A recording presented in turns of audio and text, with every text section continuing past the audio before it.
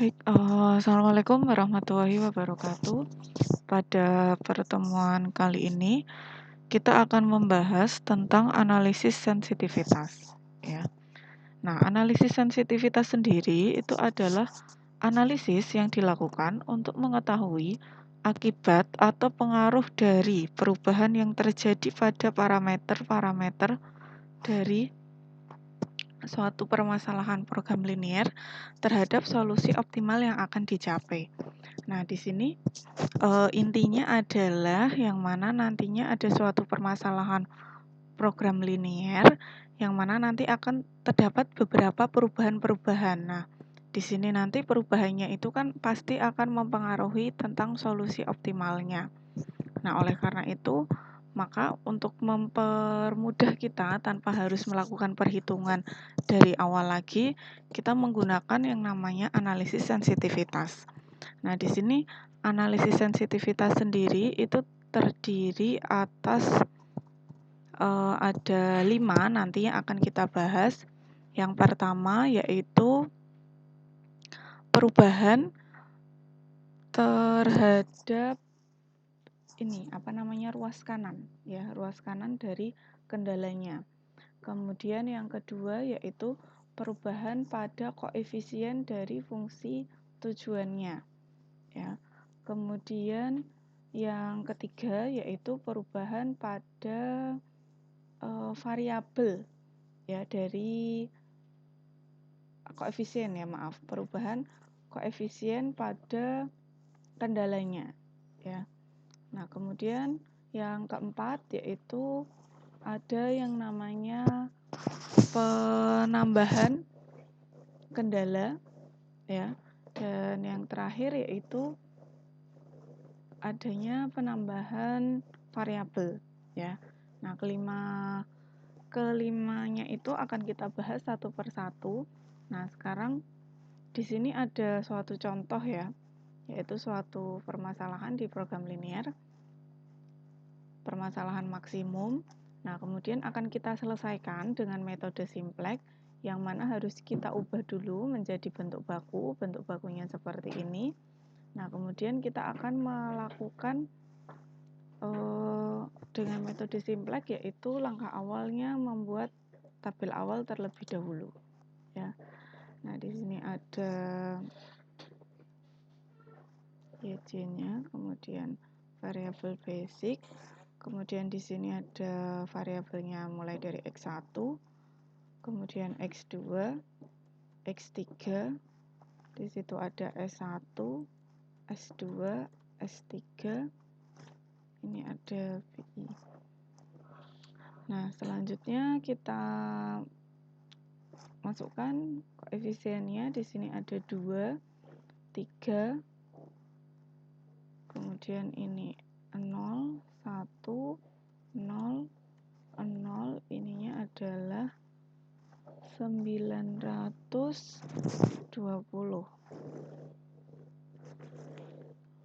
Kemudian di sini ada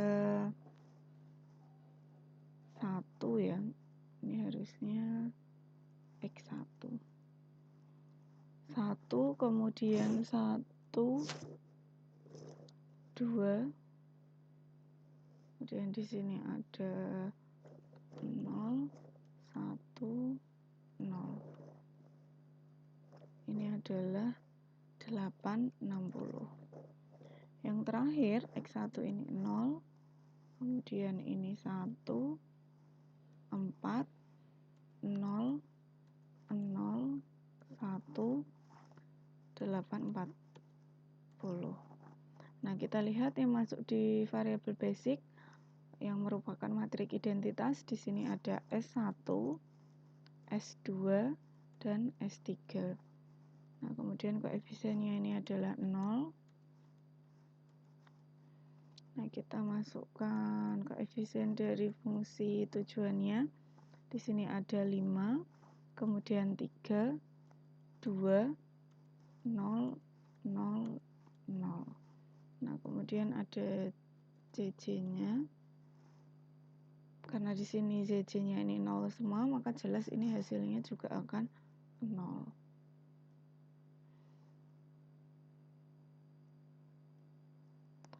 kemudian kita cari CC min YC-nya.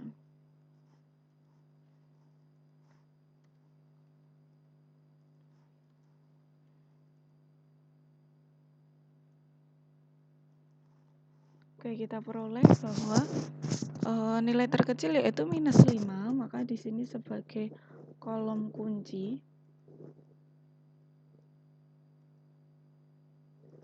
Nah, kemudian kita cari rasionya. Nah, kita lihat di sini sudah ada yang bernilai 0, maka ini tidak mungkin menjadi baris kunci, maka pilihannya antara baris pertama dan baris kedua. Maka di sini ini dibagi ini.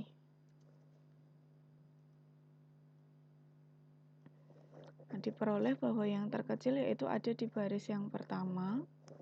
Maka baris pertama ini adalah merupakan elemen kuncinya yaitu 2. Nah, kemudian kita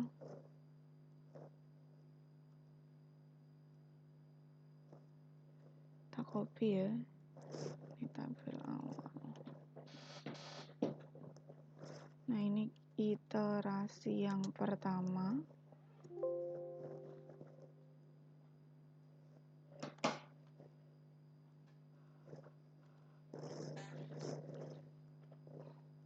Kemudian karena di sini sebagai elemen kunci, maka S1-nya kita ganti dengan X1. Dan ini dihitung.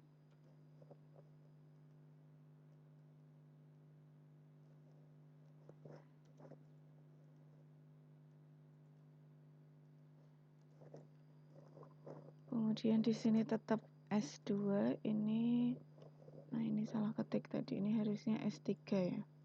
Ini koefisiennya sama, ini juga S3. Nah, kita cari yang baris kedua. Berarti ini dikurangi dikalikan dengan kunci D ini adalah di bagian sini. Kita F4 kan.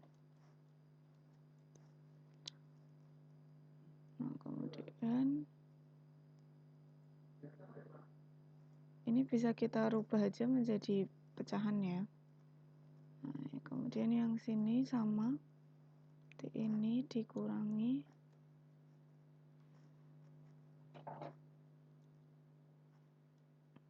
elemen kuncinya yaitu 0. Ini berarti nggak ada perubahan di sini.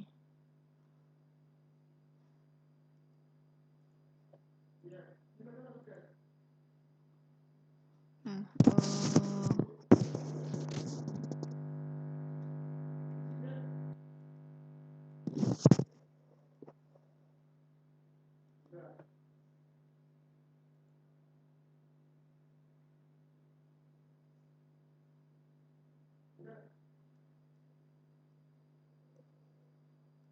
bentar, ini ada yang salah hitung ini. Ini kan harusnya C24 itu kan 0 ya. Oh, ini belum kita F4 kan, maaf. Ini di F4 kan dulu. Nah, ini sudah benar ya. Kemudian kita cari CC-nya. Nah, ini CC-nya.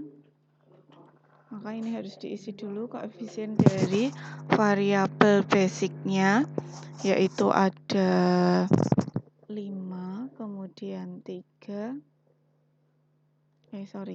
Ini 5, kemudian ini 0, ini juga 0. Nah, kemudian yang sini adalah ini dikalikan ini.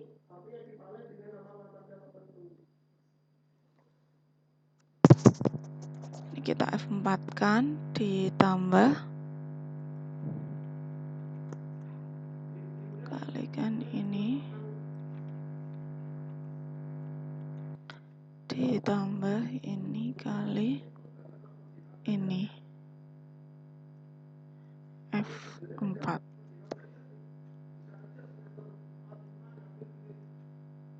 Oke, ini kita sudah lihat nilai ini sudah naik dari 0 jadi 2300. Sekarang kita akan cek apakah di sini sudah optimal atau belum.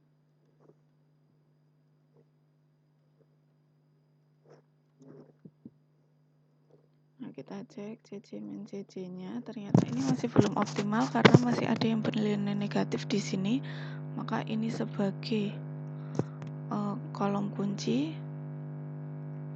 Kemudian kita akan mencari baris kuncinya karena ini 0, berarti ini sudah tidak lagi kemungkinan di sini. Ini dibagi ini.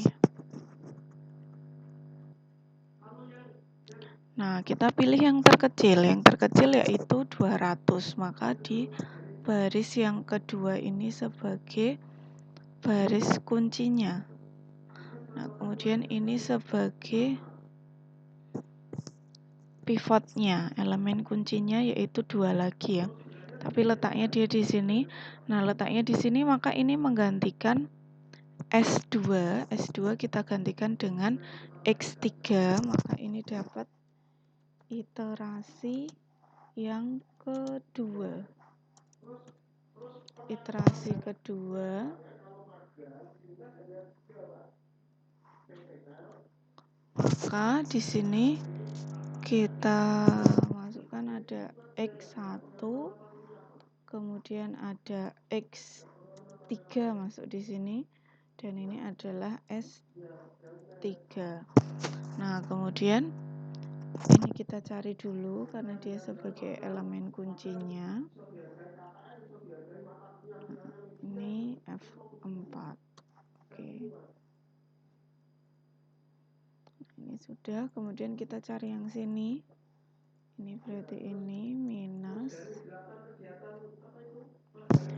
ini dikali dengan ini 0. Nah, ini kita F4 kan. Ini di sini di F4 kan. Nah, kemudian kita kurung. Oke. Nah, ini kita peroleh seperti ini. Kemudian yang terakhir di sini ada ini dikurangi. Ini tadi dikalikan dengan elemen kunci di baris ini yaitu 4. Nah, ini harus kita F4 kan juga. Oke.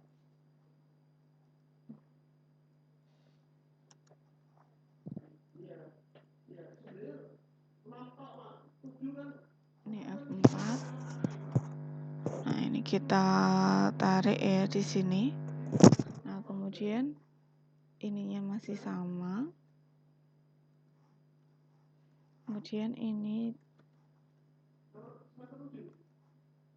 kita masukkan dulu. Di sini adalah 5. Kalau X3 itu koefisiennya adalah 2, yang ini adalah 0. Nah, kemudian di sini ini dikalikan dengan ini.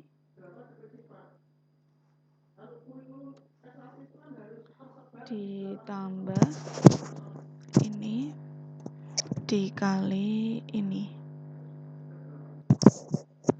Nah, kemudian ditambah ini dikali dengan ini. Nah, ini ada 0, kita F4 kan juga. Oke,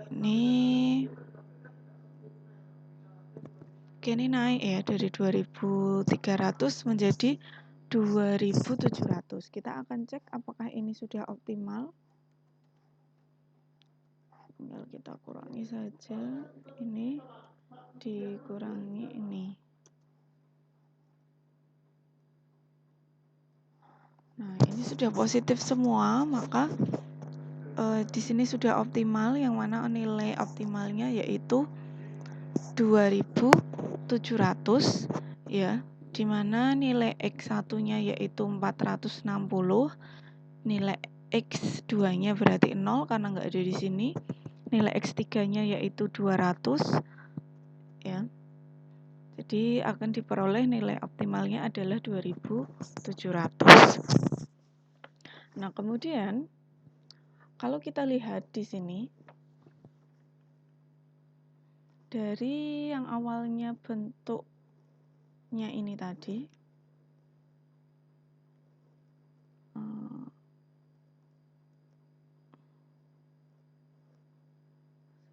nah ini tabel awal ini,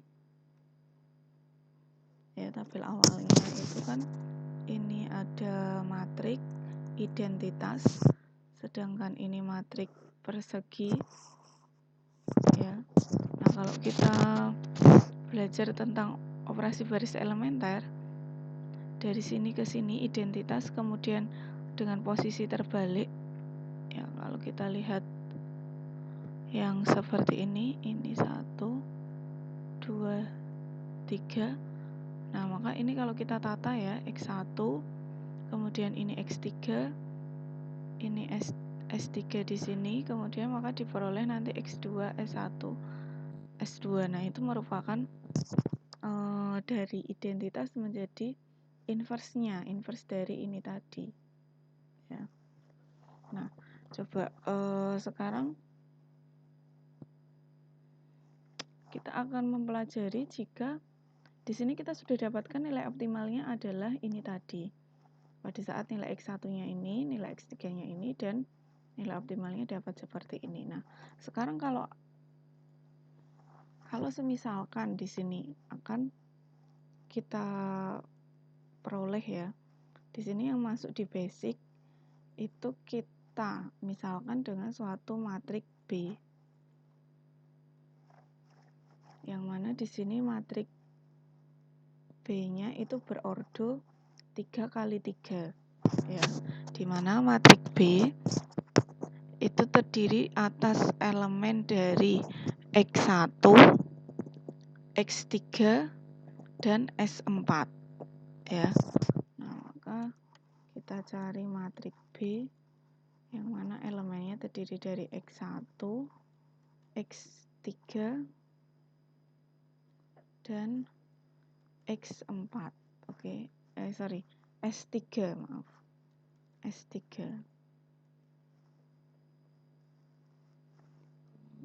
Nah, kalau di awal ya ada X1 itu kan bernilainya seperti ini.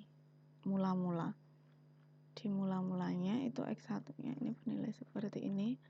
Kemudian ada X3-nya itu bermula seperti ini. Kemudian ada S3-nya seperti ini.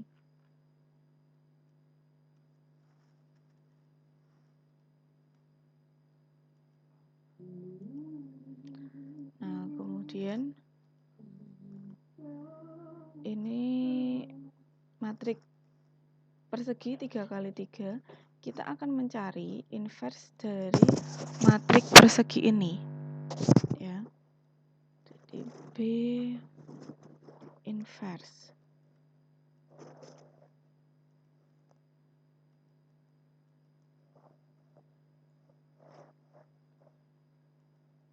Matrik B inverse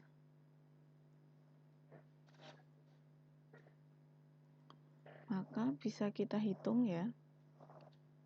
Ini karena 3 kali 3 maka di sini kita klik sama dengan M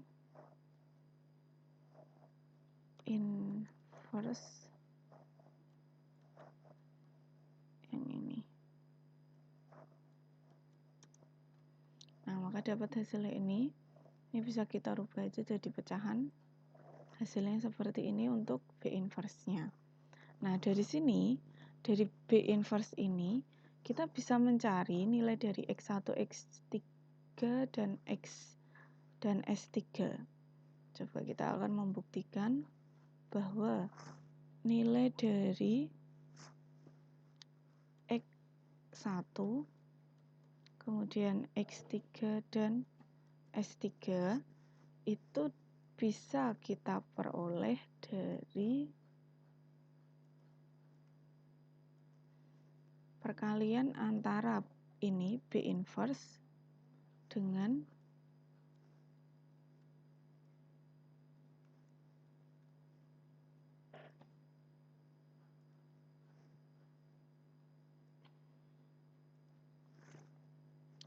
perkalian antara B inverse dengan nilai ruas kanan mula-mula, ya. Berarti ini dikali dengan nilai ruas kanan mula-mula, yaitu tadi ada ini.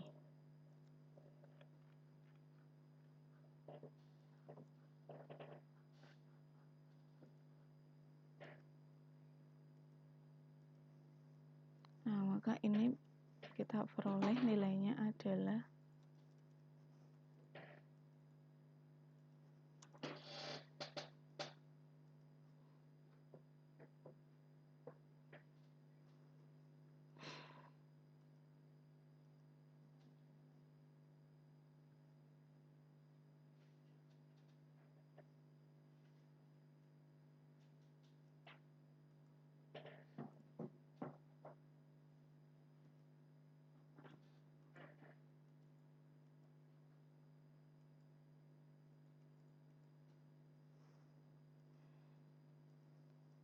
ini sama dengannya.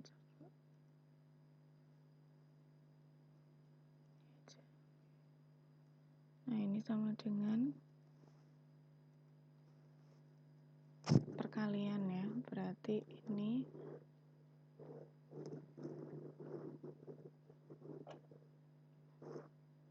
diperoleh yaitu ini dikali ini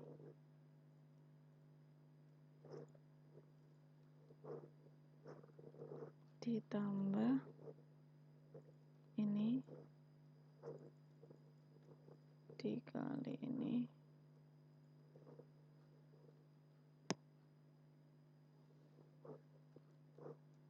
ditambah ini dikali sini.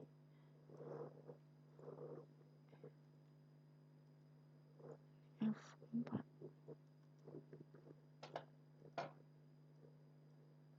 Coba hasilnya yaitu 460, 200 sama 40. Nah, hasilnya sama dengan ini, ya.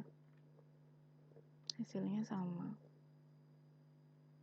Nah, jadi kalau kita ingin mencari nilai dari variabel-variabelnya itu bisa diperoleh dari inverse dari mula-mula. Ini adalah matriks mula-mula dari ini tadi.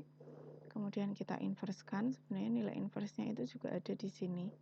Jadi kalau ini saudara tata, ya, X1 kemudian X3 kemudian S3, maka nanti ditata ini ada X2 S1 sama S2, maka hasilnya akan sama seperti ini inverse-nya. Nah, kemudian hasil dari X1, X3 dan S3 itu bisa diperoleh dari perkalian dari inverse ini tadi dikalikan dengan nilai ruas kanannya, ya. Nah, maka dari sini hasilnya sama dengan kita melakukan dengan metode simplex. Nah, kemudian kita akan menguji, misalkan kita akan memperoleh kasus yang pertama untuk masalah sensitivitas, yaitu perubahan pada nilai ruas kanan, ya, atau sumber daya yang tersedia, biasanya seperti itu. Nah, kalau kita menemukan kasus yang seperti itu, ya, yaitu terjadi perubahan pada ruas kanan, kita bisa memanfaatkan ini tadi,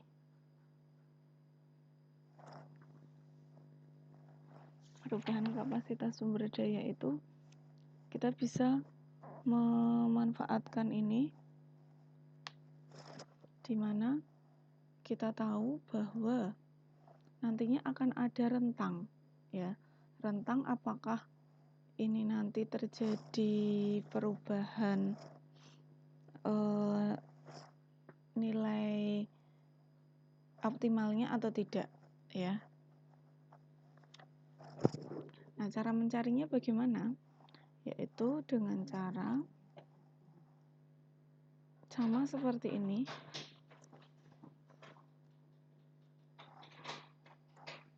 Nah, kemudian kita kalikan, semisalkan yang terjadi perubahan yaitu ruas kanan di kendala yang pertama. Nah, misalkan ini terjadi perubahan,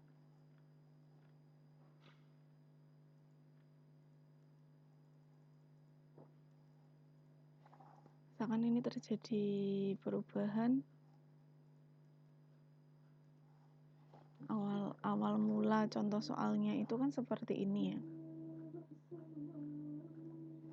Terus di sini nanti akan terjadi perubahan ruas kanan supaya tidak mengakibatkan perubahan ini nilai optimal ya, maka dia harus berada pada rentang berapa. Nah, maka dari situ di sini misalkan yang terjadi perubahan di kendala yang pertama ada 920 ditambah A. Kemudian yang ini juga tetap.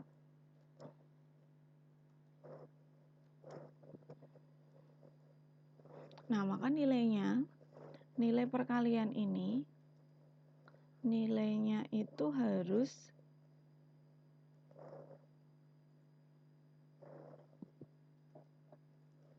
nilai perkalian dari ini nilainya itu harus positif ya. Dia harus bernilai lebih dari sama dengan 0.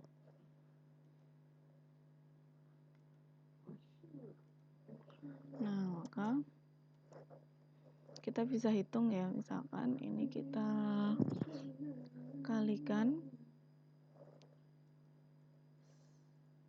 setengah dikalikan 920 ditambah A, maka di sini adalah 460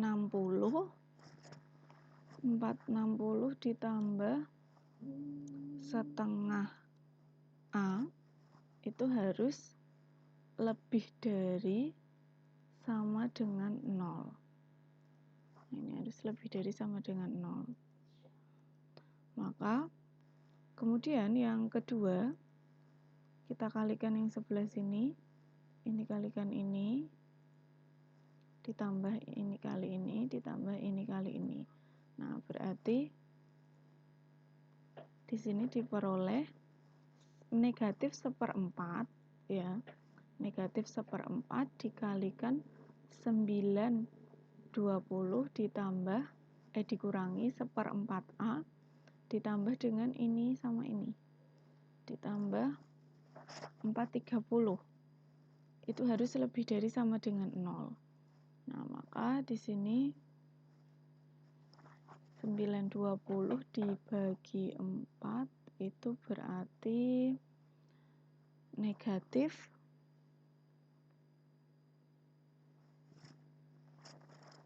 230 dikurangi 1/4 A kemudian ditambah setengah dikali 860 yaitu 430 ya. Ini nilainya itu harus sama lebih dari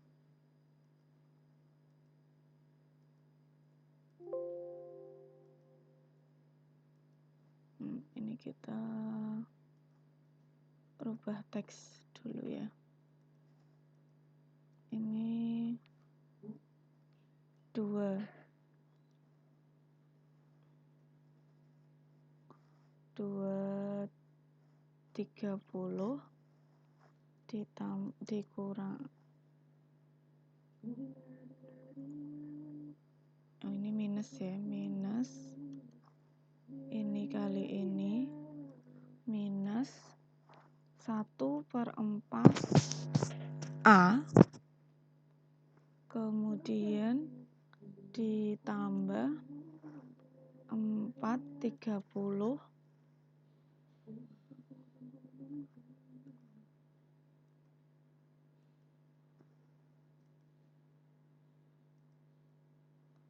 Ini bisa kita copy aja. Ini dia nilainya harus juga lebih dari sama dengan 0. Nah, kemudian yang ketiga, yang ini, kalau kita kalikan juga sama, dia harus lebih dari sama dengan 0.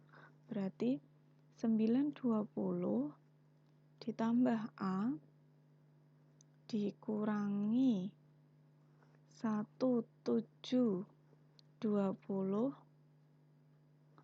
ditambah 840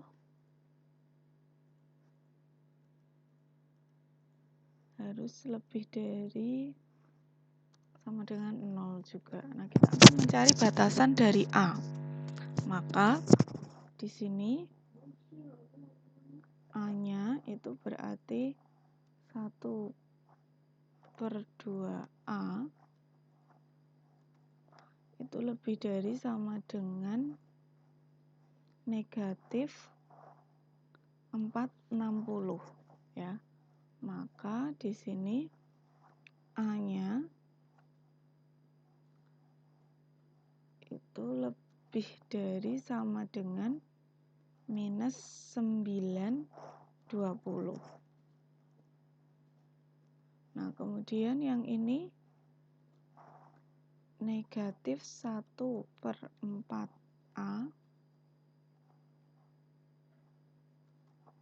lebih dari sama dengan ini sama ini berarti minus, kalau kita pindah ruas ya, berarti minus 200 ya. Nah,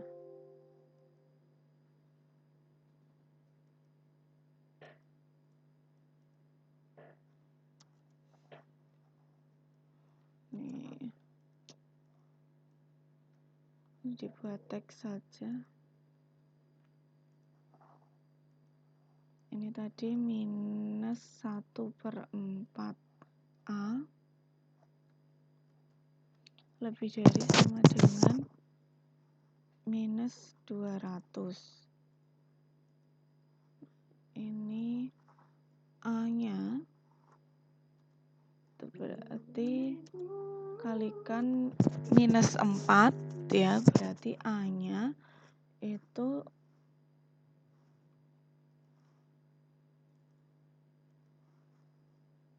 jadi kurang dari ya. Kurang dari sama dengan 800. Nah, kemudian yang ini berarti A lebih dari sama dengan, di sini ada 920 dikurangi 1720 berarti masih negatif 800. Negatif 800 ditambah 840 berarti 40 bisa kita pindah ruas jadi minus 40. Nah, maka dari ketiga ini ya bisa kita dapatkan bahwa A-nya, kalau kita buat garis ya, garis itu, maka di sini bisa kita dapatkan bahwa A-nya itu lebih dari sama dengan minus 40 kurang dari sama dengan 800. Nah, maka batas A adalah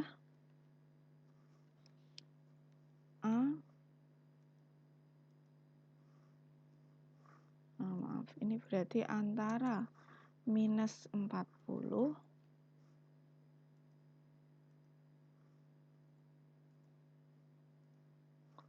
ini A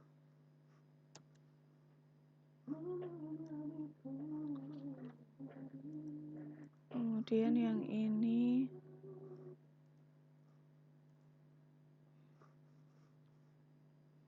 (800) ya. Jadi A-nya lebih dari min 40, A-nya kurang dari 800. Itu batasan dari A-nya ini supaya nilai nilai optimalnya ini nggak berubah, masih 270. Maka kalau misalkan di sini nanti Ya, ini nanti nilai A-nya itu ada, misalkan ini nambah 50 ya. Di sini nambah 50, maka dia masih sama nilainya.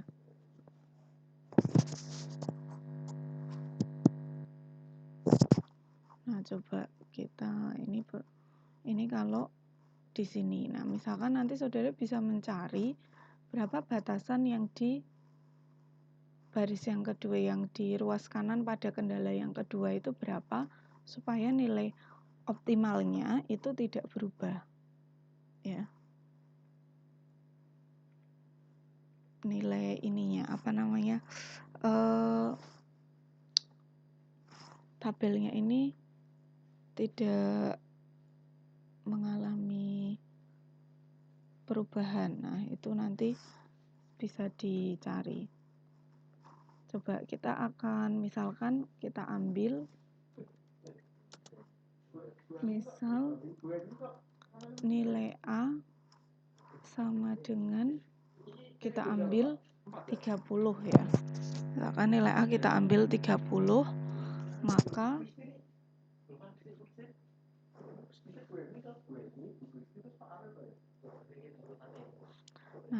di sini bisa kita cari ya. Ini bisa kita tambahkan 30 jadi 350. Oke.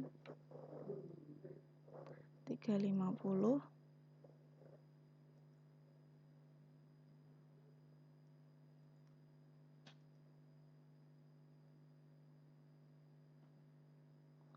Nah, di sini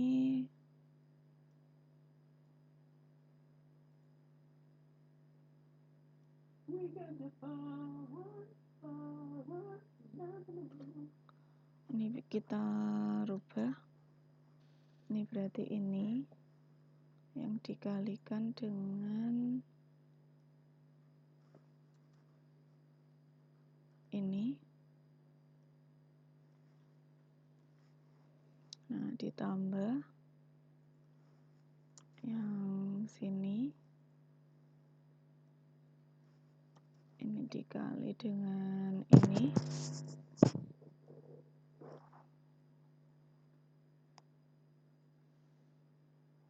Di sini kita F4 kan. Ditambah ini yang kita kali dengan ini F4.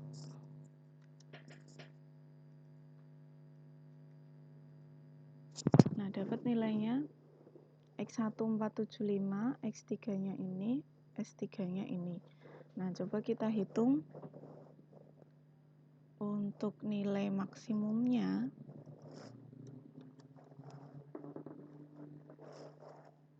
Z maksimum itu berarti bisa kita hitung ya, berarti ini 475 dikalikan dengan koefisien dari X1 tadi adalah 5 ditambah ini yang dikali koefisien dari X3 nya itu 2. Nah, ditambah S3 itu koefisiennya adalah 0.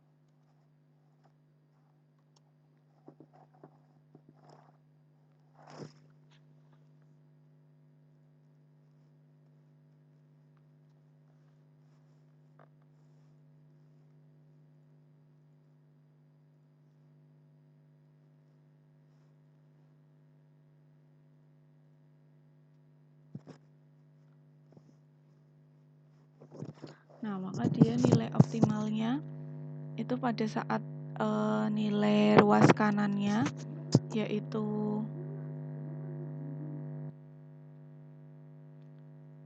ini menjadi 950, maka Z maksimumnya di sini adalah 2760 ya. Karena nilai X1-nya berubah jadi ini, X3-nya ini dan S3-nya ini ya. Jadi dapat kita simpulkan bahwa ini masih berlaku ya. Kita bisa menggunakan ini apabila nilai A-nya itu masih pada range yang ini. Nah, tapi kalau sudah di luar ini, nah maka dia sudah tidak bisa kita menggunakan ini lagi. Nah, maka ini perlu dicek dulu. Nah, misalkan ini 860. Kalau ditambahkan dengan 1000, apakah masih bisa relevan dengan program linear ini? Nah, maka harus dicek dulu batasan dari ini itu berapa. Ya, dia bisa ditambah berapa. Nah, 950 ini masih relevan. Nah, mungkin batas bawah yang paling kecil yaitu minus 40, berarti 890 yang ini. Dan yang tertinggi itu bisa ditambah dengan 800, berarti 1750. Ya, dia masih bisa relevan di ini. Ini untuk kasus yang pertama yaitu perubahan pada nilai ruas kanan.